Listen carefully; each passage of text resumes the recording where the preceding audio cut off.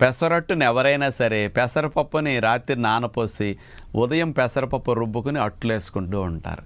ఇలా నానపెట్టిన పెసరపప్పుతో పెసరట్లు వేసుకునే దానికంటే పెసల్ని అప్పటికప్పుడు కడిగేసేసి ఇన్స్టెంట్గా మిక్సీలో వేసేసి అన్ని నీళ్ళేసి ముక్కా చెక్కల నలగనిచ్చి ఈ పెసరపిండితో గనక పెసరట్లు వేసుకుంటే ఇది చాలా చాలా మంచిది. ఎందుకు అంటే ఈ డైరెక్ట్గా పెసల్ని రుబ్బేసి వేసుకుంటున్నాం కాబట్టి నానబెట్టకుండా ఇవి స్లోగా అరుగుతాయి.